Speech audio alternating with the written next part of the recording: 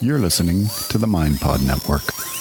Friends, listeners, and fellow travelers, head on over to zachleary.com/journeys.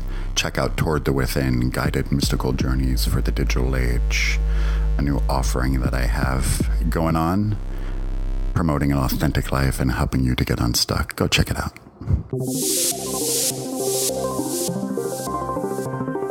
It's all happening. It's all happening. It's all happening. It's all happening. It's all happening.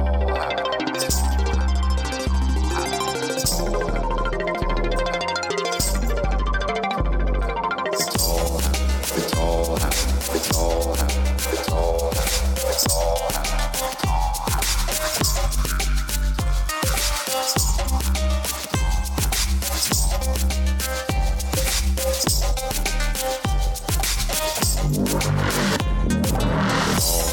It's all happening. It's all happening. It's all happening.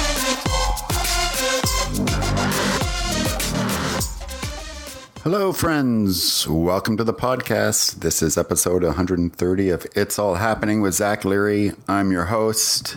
The podcast is back. First episode of 2019. So happy to be back with you guys. On this episode of the podcast, we have Dave Stringer, the fantastic kirtan wala and yogic philosopher, musician, and all-around amazing human being. I really enjoyed doing it with Dave, but we'll talk about Dave in a second. So the podcast is back. I've been busy working on the MAPS podcast and just thought I'd give It's All Happening a break for just a little minute. I really needed time to recharge my batteries and get my intent, my focus, my determination, my passion, my humor all back in a place that made sense for this podcast.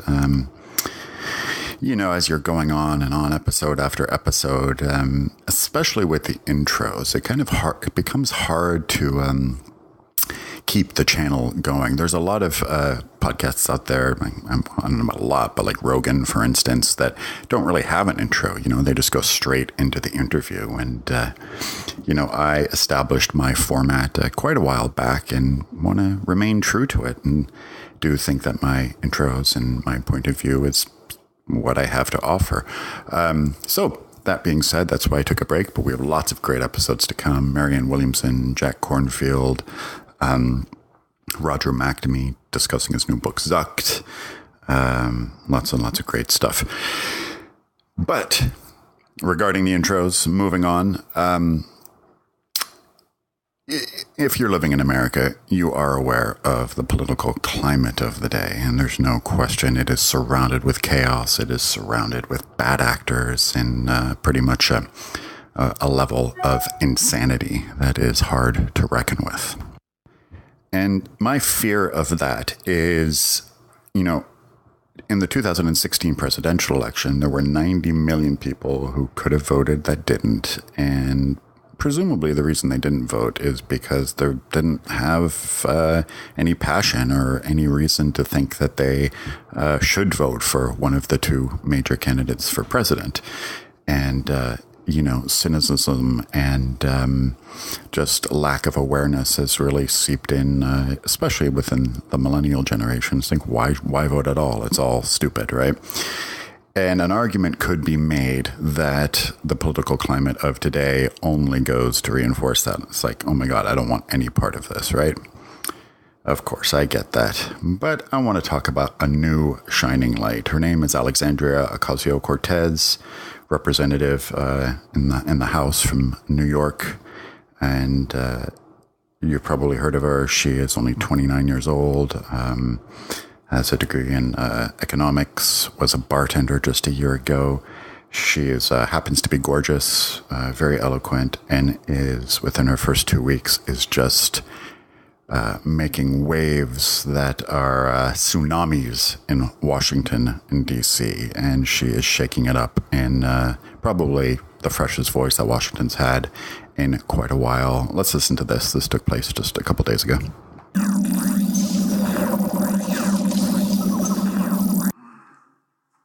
Thank you, Chair. So let's play a game.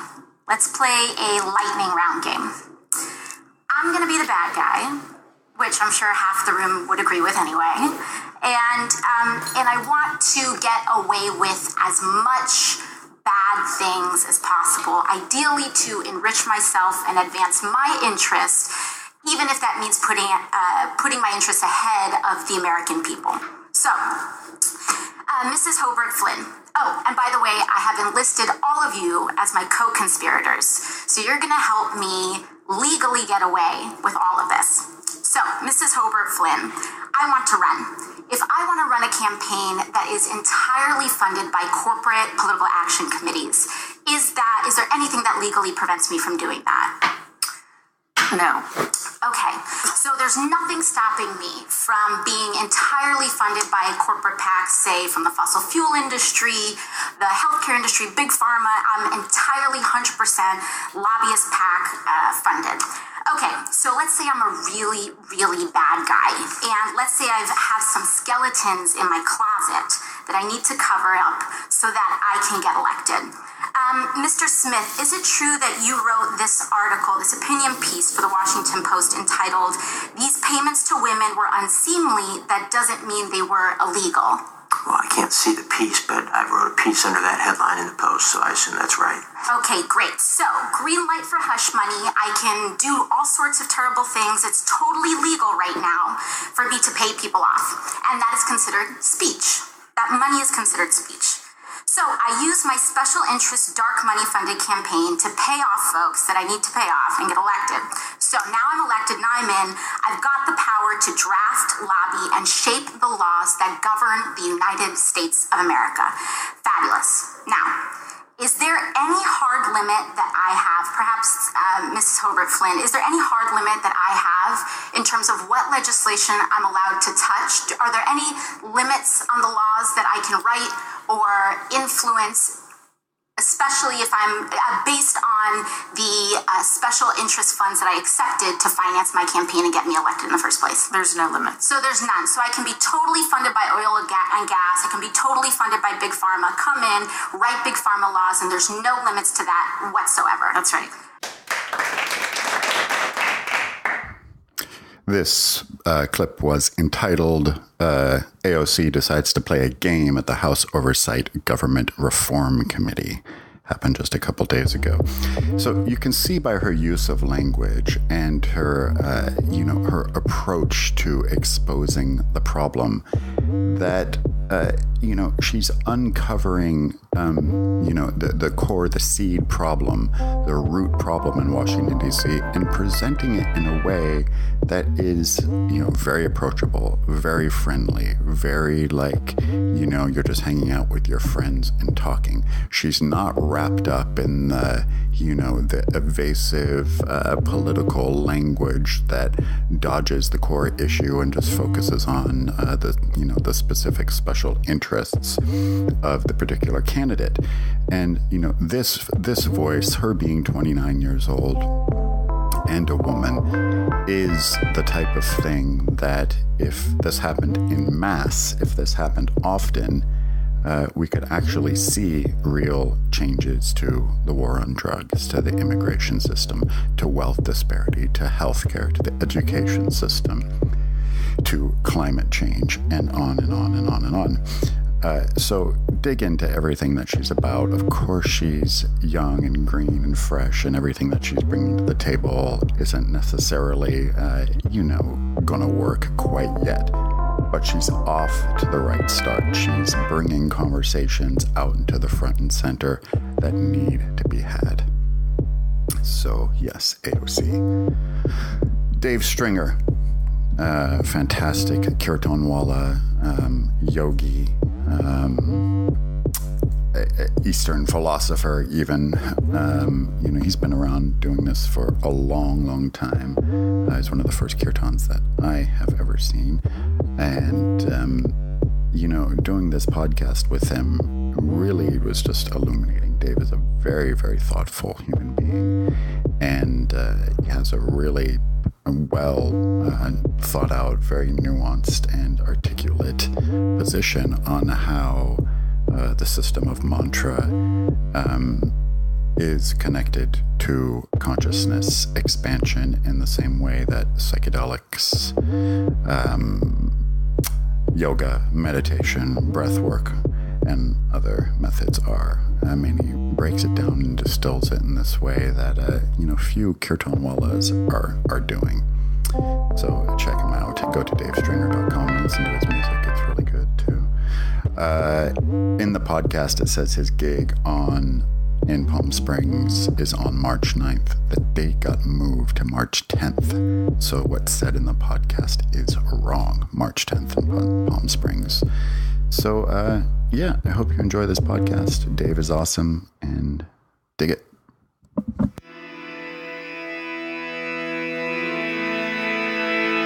Mano Budya Hankara Chitani Naham Nacha Srutra Jive Nachagrana Netre Nacha Vyoma Pumir Pijona Vayu Chidanandaripa Shivoham Shivoham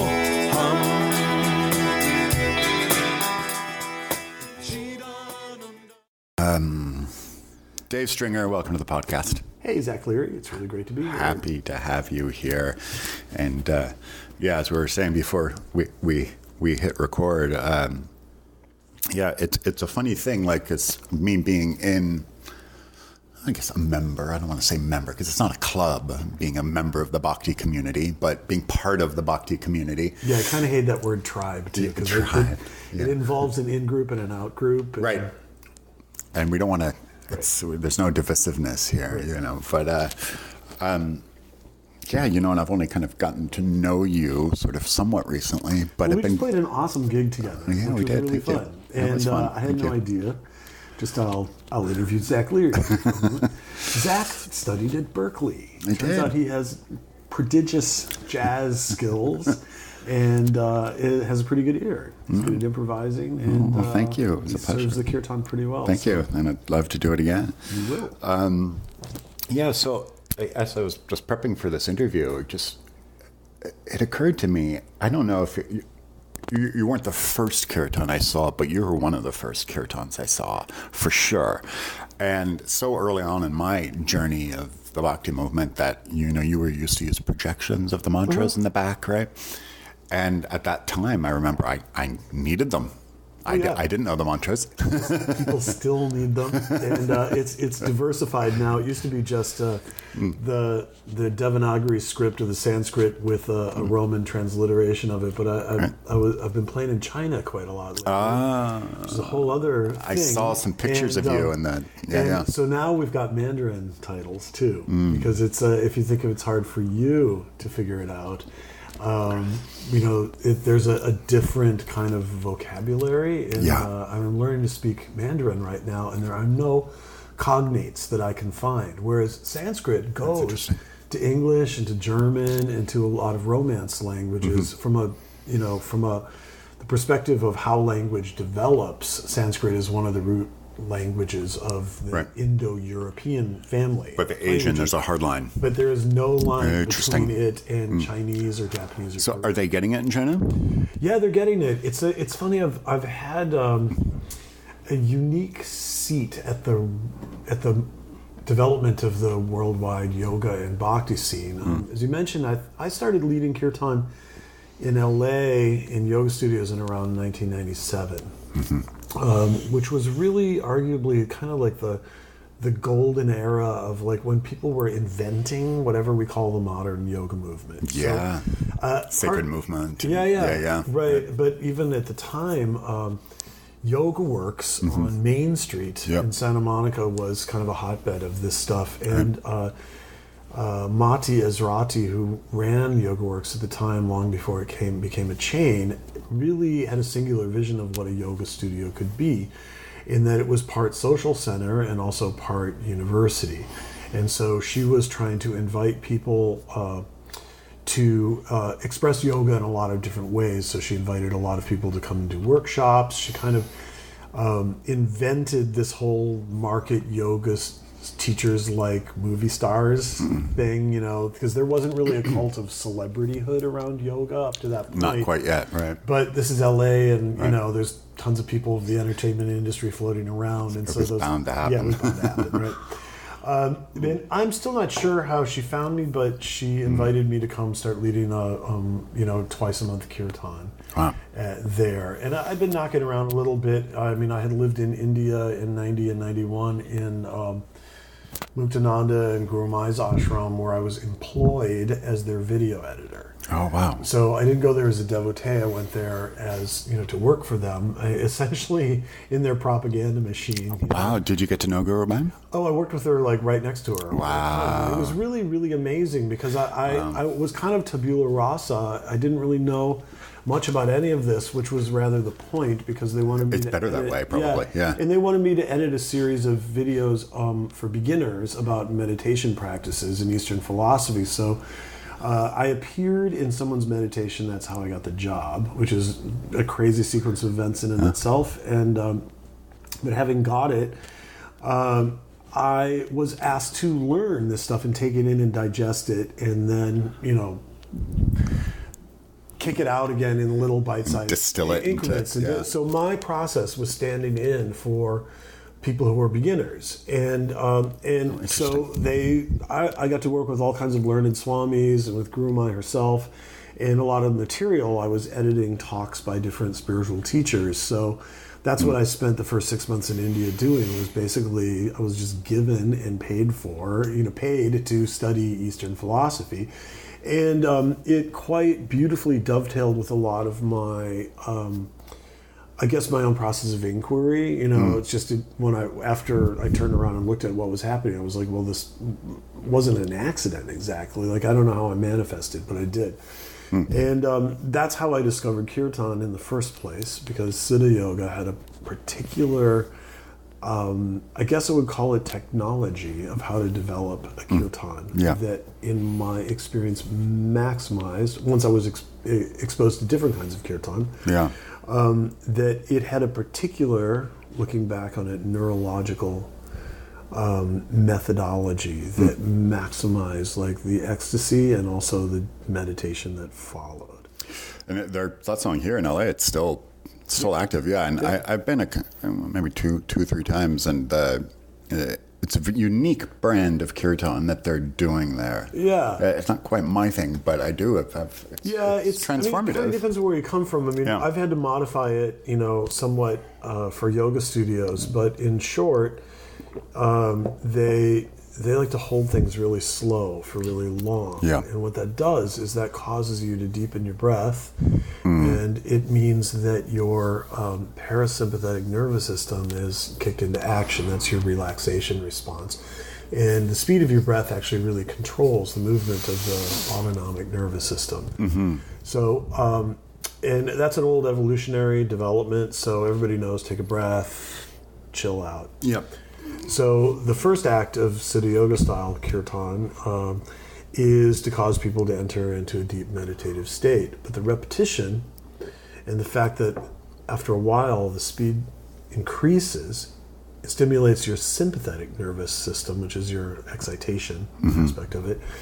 And an unusual thing happens, which is that normally the autonomic nervous system is built so that we go between alternating weathers of excitement and relaxation, and it's constantly trying. The hypothalamus is constantly trying to achieve a kind of midpoint. It's sort of like, think of it as the temperature of a thermostat, in a way, the emotional thermostat. And but when you induce a deep meditative state, but then at the same, and so keep up a constant slow breathing, but then start to increase the beat.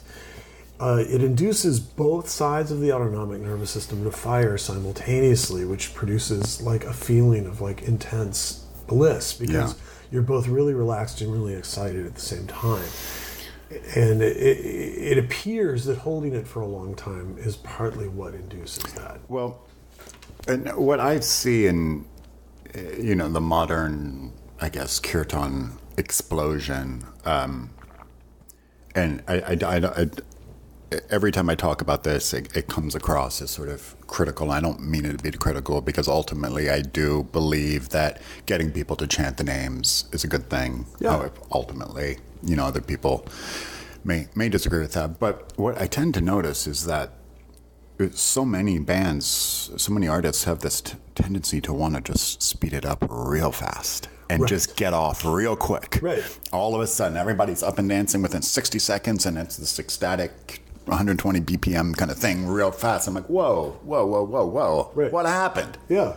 What happened is that people get carried away with themselves, and I mean, I love the excitement too. But what you were just talking about just activating like the sympathetic parts of the brain, and just these different inductions of consciousness, like, is there something like on a physiological level that just trigger and people you think get addicted to that, and that's why they do it? Well, yeah, there's a whole chemical stew going on in there, because when you start to talk about how does ecstasy, occur in the brain, sure, and one of the things that we find is there are aspects of kirtan which mirror psychedelics. Yes. In terms of the serotonin and dopamine receptors, and there's also a lovely neuropeptide called anandamide. They named after the Ananda. Named after Ananda. Isn't that fantastic? Your listeners who don't know that word, it means bliss in Sanskrit, and so there's that. And the thing is you can become addicted to pressing that button again and again. And I think this is what happens when people get into like the really speedy thing about it. Yeah. Is that you're just like, it's just like you're hitting the dopamine receptor again and again. It's the rat in the cage thing, right? Just pushing the button, the cocaine thing, yeah. But there's a deeper experience involved. I mean, it's still involved in that reward, but it's better.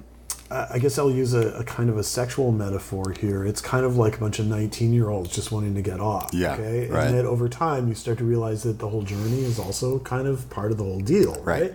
And that actually taking your time can be a pleasure. Yes. And the thing is to really get that beautiful weightless feeling, you do need to take time. And one of the things I'm engaged in right now is actually trying to fund a research study with my friend Andrew Newberg, who's written some fantastic books about the neurobiology of ecstasy. I recommended his book, Why God Won't Go Away. He talks about how basically it doesn't matter whether there's God or not. He calls himself a neurotheologist. Is that God is a word that we use to represent the intense feeling of ecstasy and wonder that we experience within ourselves, but it's built into our brain. So you can call it whatever you like, but it's hardwired. It's hardwired. I agreed. Yeah. So one of the things I want to look at in that is how long do we need to hold a kirtan for? Like, is it, do I need to hold it for 12 minutes? 18? Is 5 sufficient? But are Sanskrit mantras important? What about nonsense? Is Hebrew better or Latin better than Sanskrit? Well, but there is, there's like archaeological evidence to support the idea that Sanskrit was created also out of energetic properties. Yeah. That different Sanskrit syllables and mantras, seed syllables, induce different energetic resonance that cause different sensations in the brain. Yeah. So I'm of the opinion that Sanskrit mantras are necessary. I don't mind a little English or whatever thrown in there now and then, but I've never felt the same effect with other language mantras. I haven't. I tend to concur with you. Yeah. I mean, I like it. It's enjoyable, but I haven't gotten that same transformative bliss-inducing effect. If we were to do kirtan in English, I would think that it would have to be something, have the same kind of impact that, say, a koan has, which is that they would be words that stop your mind. Because the thing is with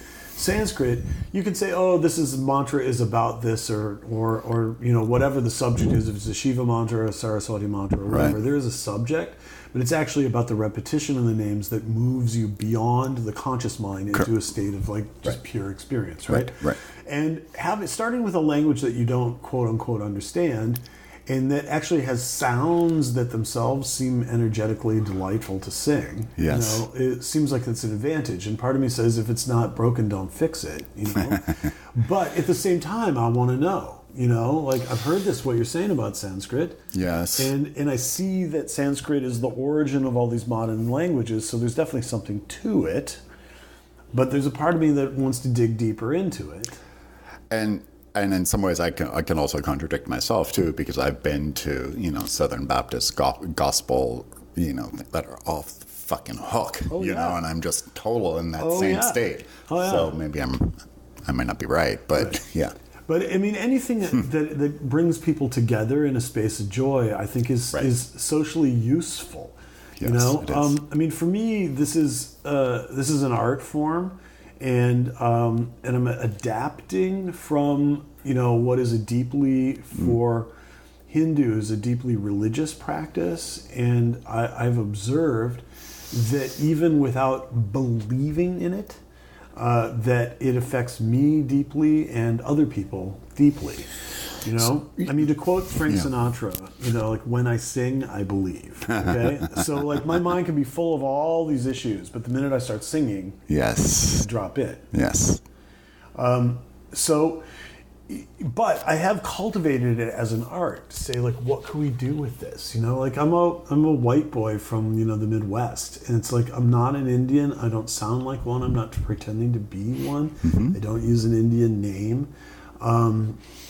I do use some Indian instruments and some Western instruments, but I'm aware that even something like the harmonium, which is a classic kirtan instrument, it was brought by the British. It was brought by the British, right? So they could chant their hymns and portably. Right. I mean, Indians have never had any trouble adapting. They're that's cool. I'll take that. That sounds good. And boy, have they made it their own. Totally. Wow. And I think that the Western kirtan movement, there are a lot of people I've heard a lot of charges of cultural appropriation, and that's a tough one for me. It's a tough one, yeah. Because I'm to oversimplify it. To me, America is the land of cultural appropriation. That's what makes it great. That's what makes it great. That's why jazz and rock and roll developed here. Yes, right. It's a blender. We got to take it all, stir the pot, and create. I mean, that's what America is. Right. And I mean, I have no trouble with musicians in Bombay playing electric guitars. So why should Indian musicians have problems with right, and Americans playing harmonium? Yeah, and the other implication of that is that then it sparks this discussion of, well, you're not doing it right. Right.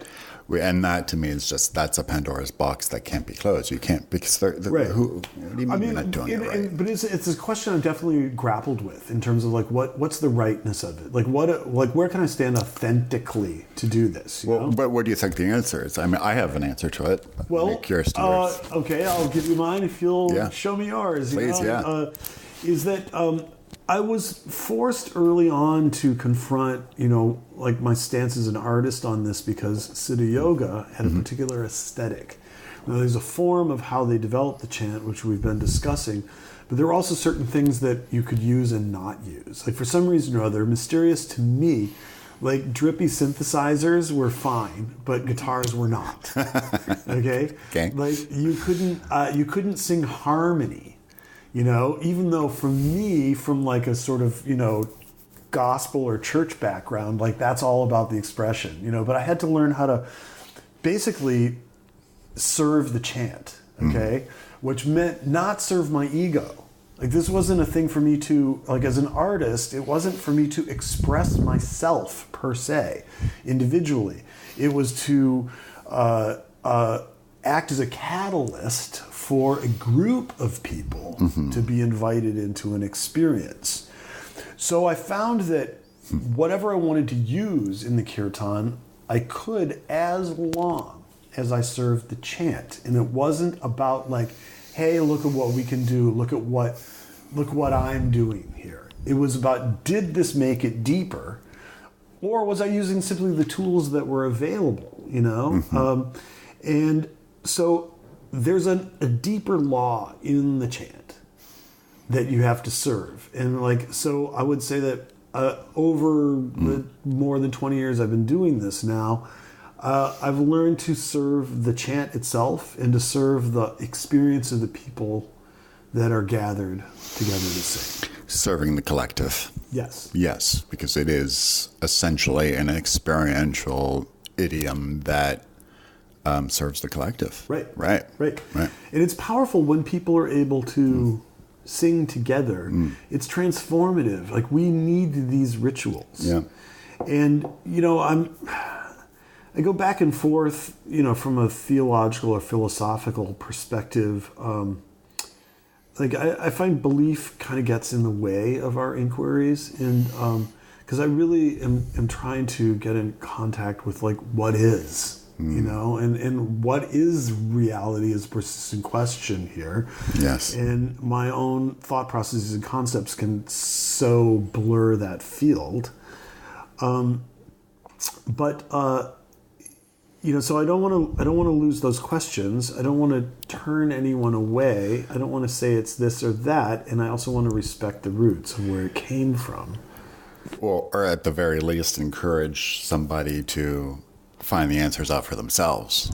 You know, right, that's the thing. To install that seed of exploration, I mean, this thing for all themselves. Starts around like gurus, and yet the message is like, you're the guru. You're it.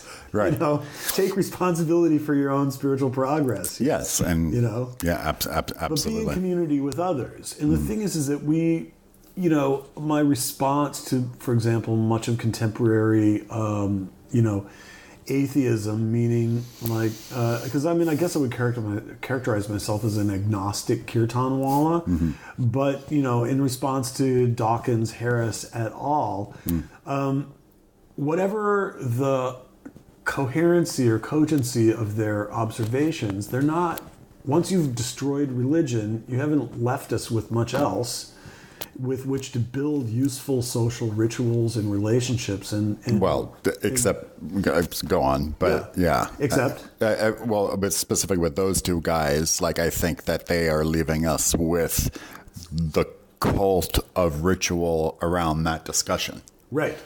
Right. Which to me is the problem with why I have so many problems with Dawkins and Harris. Right. It's because they've created the cult of personalities around that discussion, which in its sense itself, it's like, hey, wait a second, you're replacing one with the other. Right. And the thing is, we have this art form here, kirtan, which is dedicated to almost like the destruction of like individual self, or to expose the myth or the illusion of that. Yeah. And the relief of it is when you there's no distinction between audience, performer, subject, audience, you know, world, observer of world. That's why I was a deadhead. It's like same.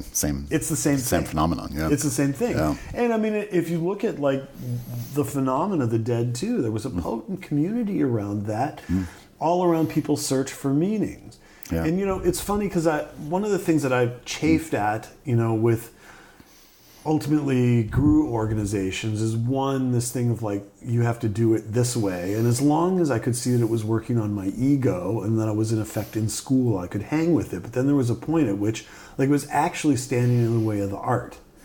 And, you know, a door closes and a window opens. And, you know, right around that time that I was in a place of kind of deep conflict with the City Yoga organization over essentially aesthetic concerns, you know, then I'm invited to go start playing this in yoga studios, which provided a different canvas and a different group of musicians who were open to other techniques. A different freedom. It was a totally different freedom. Right, yeah. And that's where I really understood that I had to serve the chant and serve the experience. Like there was no more anybody to like rebel against, so I had to like see what...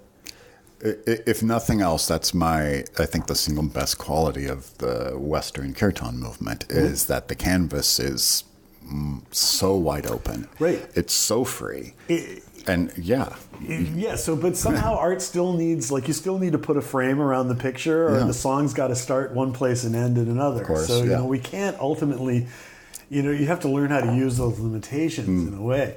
But one of the things I also struggled with in yoga land or ashram land too is the sense that, like, these ideas about purity and like how you were supposed to be as a spiritual person, you know, because like religion's a sticky sauce, it's man. really, really sticky stuff. Yeah. And when I dig into the neurological aspects of kirtan, part of what is interesting to me is that it's using, you know, the mechanism of sex and the mechanism of like drugs, in effect, Right. to create its experience. And at the same time, many of those organizations are saying, well, don't do drugs or have sex. But yet, sex is the neurological railroad this whole thing is running on. And like my favorite example of this discussion is I'm a huge fan of ISKCON Kirtan.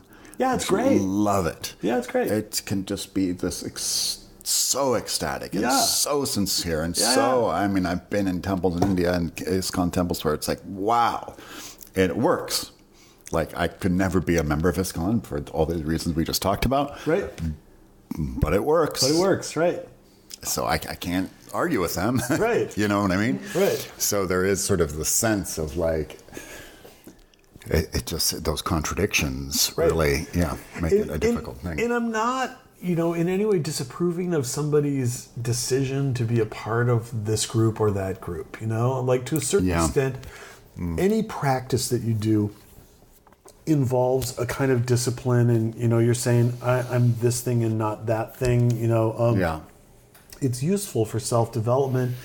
And, you know, I share some of your similar attitudes about ISKCON, and yet at the same time want to observe that tradition does something fantastic musically. Oh my God, yeah. All of the people that I've interacted with on a musical basis have been very thoughtful people, very reflective people. The music is is just delicious, and you can't talk about kirtan without including ISKCON. I had Vish on the podcast a few months ago, and I just was talking to him backstage about Tress. I've known Vish for years and seen the beginning of my course. I just was talking to him, and I was like, God, man, we got to do a podcast. Like, you're on to something here. Right. And I don't even think he's 30 yet. Right. You know? Yeah. And it's just, there's something there. You know? Right. It's an amazing thing, and yet I keep having to come back to myself, like, where do I stand? Because even though it was formed through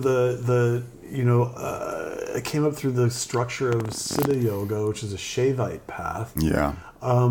At the same time, I've kind of moved on from that. I mean, with all respect and gratitude. But it's like I kind of feel about Siddha Yoga like I feel about like where I went to university. You know, that was my school. And that's awesome. But I mean, part of the problem with the Siddha Yoga thing, as I understand it, is that, I mean, Guru Mai essentially became somewhat insane, right? Well, you know, this really depends on who you talk to or what your experience is. I mean, Nityananda, I think, is an incredible Baba, you know, and I think that the roots and the seeds are a fantastic path. But I think everybody has to speak to their own experience. Okay? Yeah, I don't know. I never. And I have had very little officially to do with Siddha Yoga since around 2000. Okay. And in the first 10 years, I had a lot to do with them, and I taught meditation and yoga and chanting in the prison system as a volunteer for them, and I played a lot of music, and I'm really grateful to what I got there. I think I was advantaged in the beginning because I didn't come in as a devotee. I was able to see the dark and the light, and what they gave me from this was that when I gave up my need for anything to be perfect, I was able to look at things clearly and absorb what I needed. So my job was kind of inner in the sense that I was exposed on a personal and daily basis to Guru Mai and many of the people in our organization, because, you know, editing videos is a very, you know, delicate subject and somewhat intimate. It's very intimate, and it's also about creating like their public presentation. Right? The propaganda machine, like you said. Propaganda machine. So there are a lot of people there.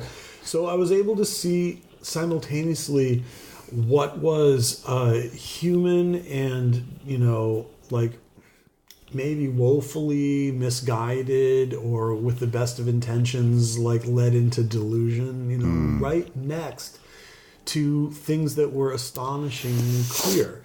And what it taught me to do is to look at the world that way. And that's one of the things I'm most grateful to Siddha Yoga for, is that even despite like working for them with the whole cult of like a perfect guru, etc., etc., they were giving me an ability to look at the world as the world and like find my way through the dark and light of it. Successfully. Yes. I mean, yeah. Hopefully. I mean, I think. Kind of. So on that level, it was just a perfect school, you know. With regard to various scandals, I guess I would say that I would have difficulty finding any religious or spiritual organization in the history of the world. Yeah, exactly. That did not have plenty of fodder for, you know, controversy, gossip magazines, etc. Right. And it doesn't make the teachings any less potent. Right. Absolutely not. And on the subject of sanity, you know, if we can transit to psychedelics here for a moment, the thing is that we are talking about consciousness as a series of essentially agreements that we make. Clearly, we are capable of many different states. Yes. Which one of those most approximates reality? I would say none of them. Yeah. Agreed. Yeah. It's so big. Yeah. That you're just talking about what filters are you using? The way we position reality in our day-to-day life is basically like the filters, or I like to say like the frequency restrictions. It's this self-contained sort of walls that we can live in that make this doable. Right. Like otherwise, if just you take it just on a purely like simple neurological level, if you increase the frequency range of our eyes, you'd be blinded. You'd see all the radio waves in front of us, all the microwaves, all the gamma rays. Right. You couldn't see. Right. You have to contain it to make this a livable place. Otherwise, it would be chaos. Yeah, the limitation is necessary. Yeah. I mean, another Hearing, aspect that's involved in kirtan is like our sense of body image. You know, one of the things that people often say is, That's interesting. We've been chanting, like, I just felt really connected to everybody, and like, as if like the boundaries of self had somewhat, the physical boundaries of self had dissolved in some ways. It's interesting. And as it turns out, the occipital, or the back part of the parietal lobe, which sits atop your head, like call it the crown chakra in yoga terms, one of the things that structure of your brain does is it creates an image of the body. It says, my body starts and stops here, and beyond that is this thing I call the world. So it creates a barrier between self and world. And it's necessary because, like you need to cross the street, successfully without getting hit by a car. Or not float off this planet. Right, exactly. As we're hurling through space. But it turns out it's simply a persistent illusion that the brain is creating. Because if you look closely at the body, for example, we're outgassing all these things all the time. Your skin is respiring, like we're taking an environment in, even as we're talking, we're breathing it in, we're exhaling it. So if you want to say, look at like just focus in on hydrogen atoms or oxygen atoms, it's like, now how distinct is your body? Yes. So your brain is providing this imprint, and when you engage, particularly in rhythmic, ecstatic exercises like dancing, drumming, singing, that part of your brain like actually becomes deprived of blood flow. It shuts down in a lot of ways. And so if you're looking at somebody on an fMRI, you'll see that there's less activity in that part of the brain. To the point where it can become completely deafferentated or deprived of information, and just like psychedelics. Right, just like psychedelics. Yeah, at which point suddenly the barrier between self and world utterly vanishes. Right. They are both observable states. Thus, from a scientific perspective, they are both real. You are both a bound self. Yes. And on another level, you hardly exist. Right. They're on parallel paths. They exist at the same time. Yes, they're concurrently true, which is a thing that I'm like, whoa, I just have to sing now because I'm not sure if I can even handle it. Yeah, with, one of the phenomenons around the psychedelic experience, which really continues to blow my mind, is that when somebody does a heroic dose of whatever medicine that they choose, there are two common kind of verbalizations of the experience that tend to occur. They're very, very common. One, oh my God, I saw the face of God. Mm-hmm. Two, oh my God, I died. Right. Right. And everybody seems to share that. Yeah. Even people who don't think of themselves as spiritual. Yeah. And then the second one is the death thing. Like, holy shit, I thought I died. Right. So which is such a fascinating, like that we gravitate towards those two metaphors, right. which just shows that those concurrently are both true. You are ceasing to exist, right. but you have this awareness of your cessation of existence. To exist in one way, but you're aware of it. Suddenly you're aware of it, yes. and like you exist on another level of like, in a way that sometimes can be yes. more profoundly satisfying. You know? Well, I think it certainly, at least for me, speaking for myself, it reaffirms my place in the universe, and that is very, very satisfying. Right. It makes myself just be more comfortable in my skin, my place in the world a little bit more, okay, right. you know. So, you know, it brings to mind, though, the question, it's like people are like, well, you know, we don't need drugs, we have meditation, or we have these practices. That always annoys the fuck out of me, because, like, while I understand, and we just spent time dissecting this, that, yeah, the two different methods can induce similar experiences. They are, the best metaphor I always use, and I've repeated a lot on this show, is they're different rides in the same amusement park. Yeah, that's a good metaphor. Yeah. You know, they're in this, they're both in Disneyland. Right. I get it. Right. But one is Space Mountain and one is Pirates of the Caribbean. Right. They're just not the same flavor.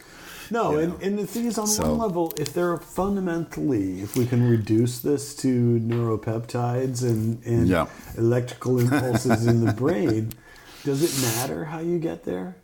Maybe it's more important that you have a structure which allows you to, like, understand it. I don't think it matters how you get there. And this is a classic Ram Dass philosophy about being detached from the method. You know, and I love that. Just you got to get detached from the method, be free of the method to really then use the method. It doesn't matter how you get there. But when that arises, my point being is, well, whatever method you want is fine with me, man. Right. Like, yeah, I just get annoyed when, you know, a yogi will say, oh, well, you don't need that anymore. And they look down on it.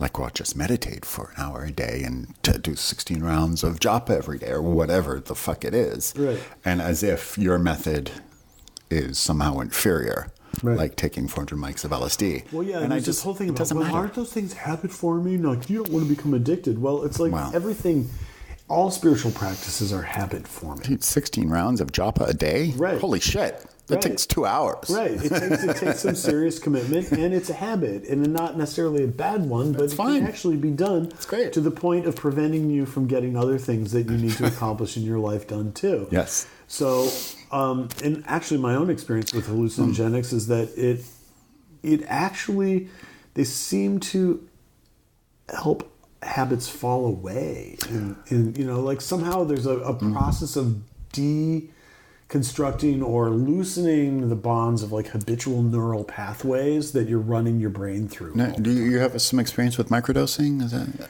a little bit? Plenty at this point. Yeah. How's that working for you? Well, I've stopped it for now. Okay. Partly because I'm aware that that over time you start to build up resistance. Yeah, that happens. And I also completely. When I am performing and when I'm touring, I don't really use substances, in part because, I found at one point you could try and rely on them as a kind of crutch just because it's grueling to like go from one city to another and do show after show after show and repeat and drive 4 hours through the rain and check into some hotel, etc. But I found that for me to do what I do, that my job was to be as completely present as possible. But that's in no way to say like that these experiences aren't useful. It's just like kind of in between, I'll experiment with these things. And honestly, once I started meditating, I spent a lot of my 20s, dropping enormous amounts of acid and somehow the experience that I had with yoga and with chanting sort of caused me to just not be interested in it anymore. Yeah. Until, so I think like 20 years passed before I dropped acid ever again, until it just showed up. And people started giving it to me. And, I sat on it for a while and was like, maybe should I? Anyway, my wife and I found ourselves in some tricky marriage territory at one point or another. And, a few years back. And I was like, well, we have some LSD. Let's take some. And we talked about it a little bit. And then when we did, we had a really transformative experience with it because it helped us to unwire some things that had been wired. From what I grasp about it is that your brain is a tangle of neural connections which are formed through all kinds of experiences and desires and all these things. Another form of muscle memory in a way. Right. Yeah. And at some point, you really have to just cut through the weeds, Yeah. And because it definitely gets all tangled up in there. And the use of hallucinogenics can sometimes help to allow new pathways to connect and allow you to let go of old ones. And so from a relationship perspective, we found it highly therapeutic because we were kind of able to confront some of our typical patterns, which didn't mean it was all like suddenly we were problem free after doing that, but it did just give us a perspective on it. Give you a new perspective on it, yeah. And it also helped us to feel a place of unity and connection in a place of wonder and delight, which is also a useful thing. So subsequently, we've done some microdosing, and my understanding is that's supposed to be kind of below the level of perceptual, and then usage. But then there's kind of a little level that we call sparkle, which you can just bring it right up to there's an awareness that it's there. The light's just a little shinier. Just a little shinier, and you can perfectly well go about your business and do your thing. I found that at one point, because I'm working right now on a record full of English lyrics, and I'm known for the Sanskrit thing, but I've been writing poetry and song lyrics all along, and that in confronting certain obstacles in writing, I found that a day after microdosing that somehow my resistance, just fell away, and that maybe I was better able to sometimes get out of the way of myself. And so I found it a useful tool, not while I was microdosing, but after I was microdosing. Oh, interesting. Yeah. And but that said, the brain also builds up resistances to things. So pretty quickly. Pretty quickly. Yeah. And so when you start realizing that you're having to take larger and larger doses, there's a point where you just have to say, okay, time to stop. Time to stop. One of the advantages of the mantra method is that there's not much resistance.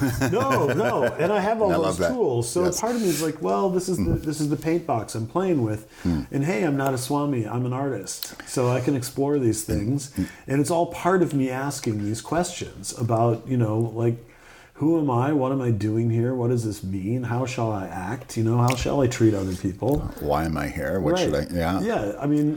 Ultimately, I think that's why anybody gets propelled into these practices. And for the years now that I've been chanting the Hanuman Chalisa on a daily basis, I can't think of a single method that has been more consistent for me.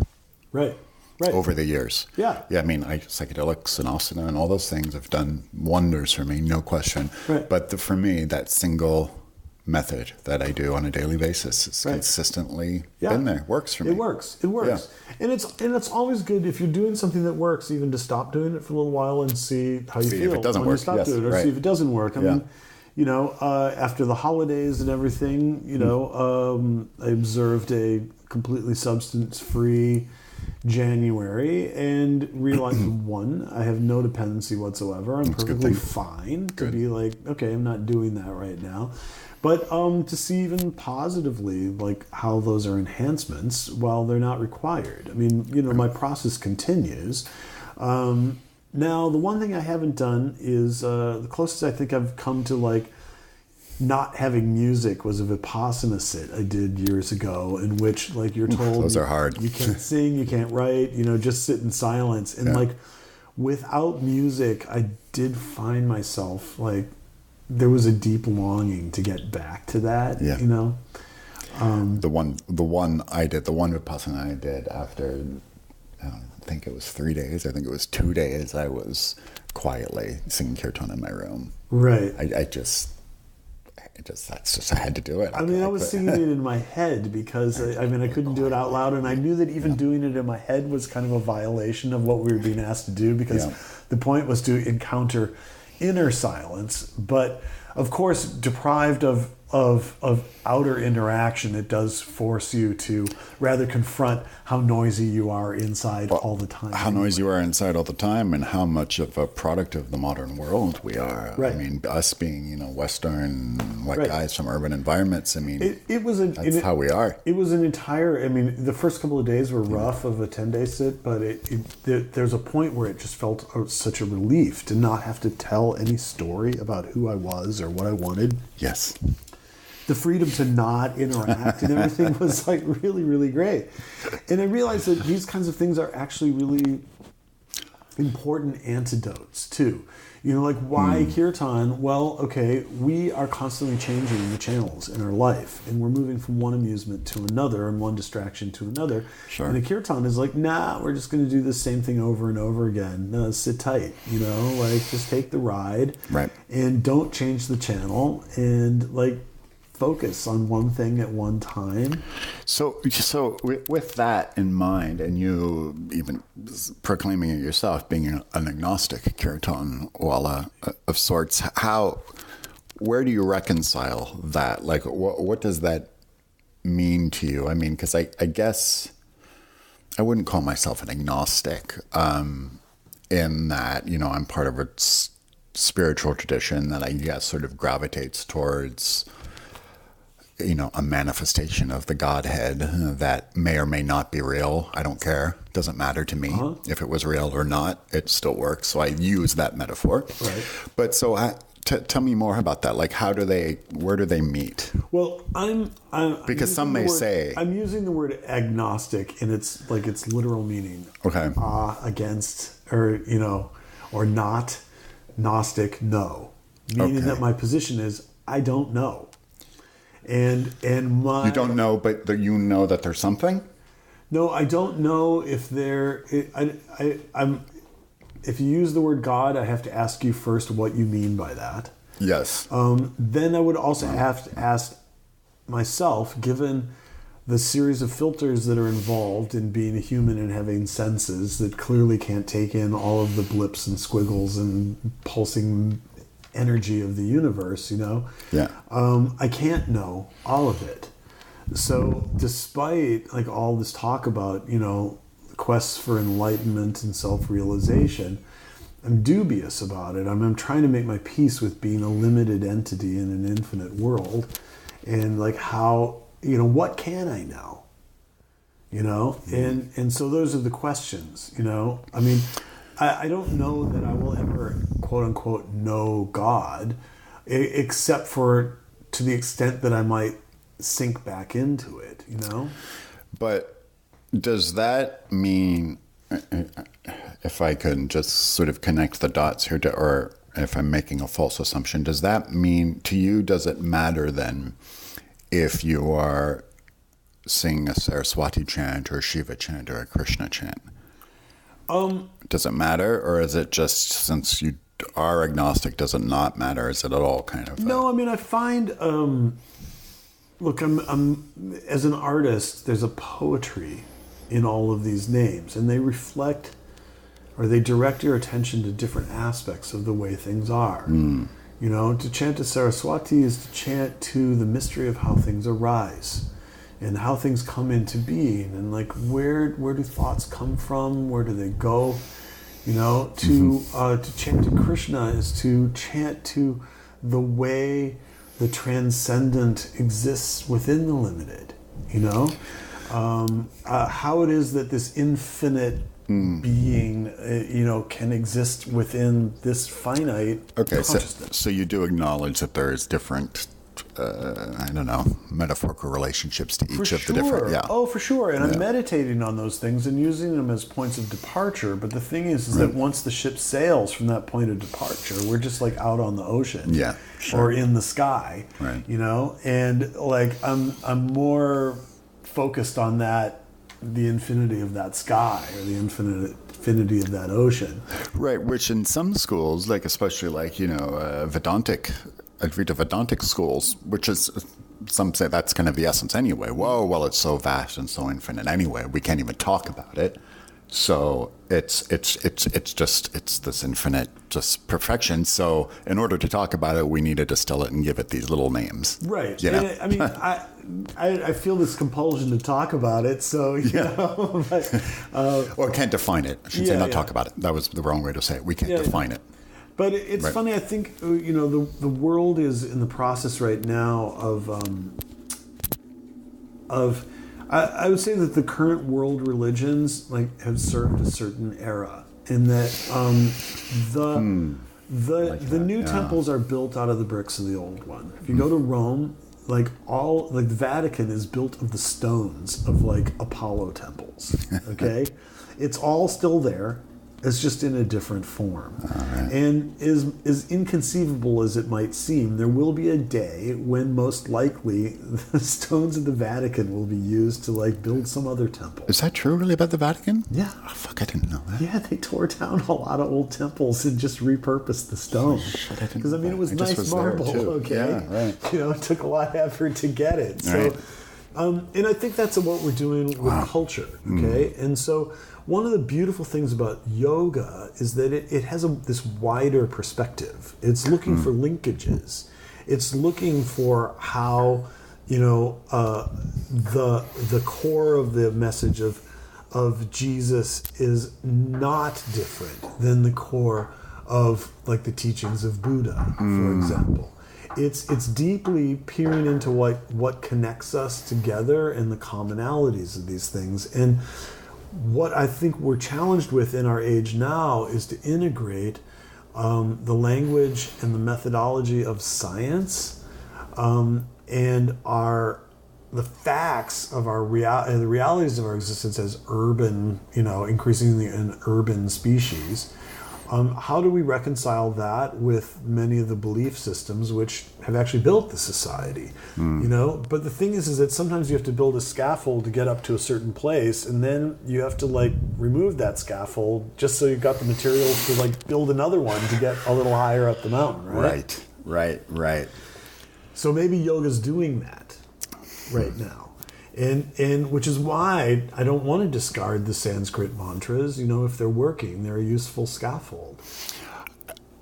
They're a useful scaffold, and I especially think they're a useful scaffold for the Western mind. For sure. Yeah. For sure. More so than almost any other mind. No, they're a potent antidote to many of our ideas about individuals and individualism, and those things have really driven Western culture really powerfully, but yet there's a place where they're also a trap, and so we have a West that is deeply interested in, at least from the perspective of talking to you in Los Angeles, in integrating understandings and modalities of the East. Right. Similarly, I will say that from having now, chanted kirtan in China on a few occasions, I would say that from that deeply Eastern perspective, they're also taking in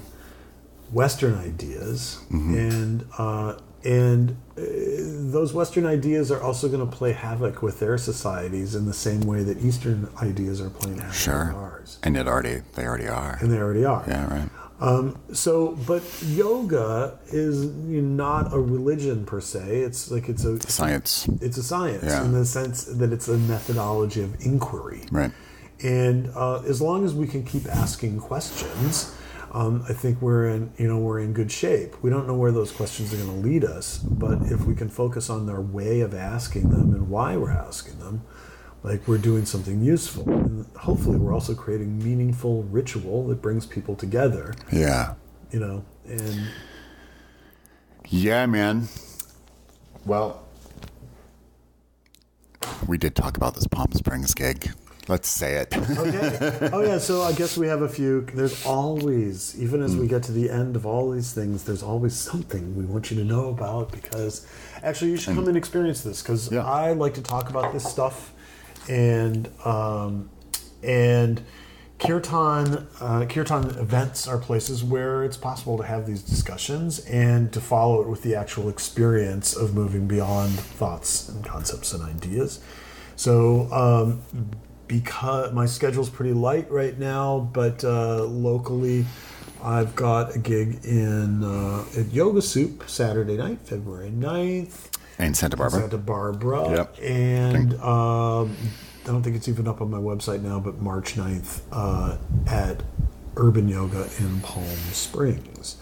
And if you go to davestringer.com, you'll see all that is happening. And you can track me around the world, because after that I'm going to Dublin and Belfast to be there for the premieres of the Mantra Sounds into Silence movie in Ireland, That's so cool. Which is cool. I'm Bend, Oregon, Ashland, Portland. Right. There's an Oregon tour. After that, I'm going back to China. Then I'm going back to Europe. It goes on like that. So it's very cool. Well, Dave, I really enjoyed this, man. Zach, you're a great mind. I'm very grateful for your invitation, and I keep talking for hours. But hey, people have busy lives, so we're gonna wrap it up. Thanks, now. buddy. Thanks, brother.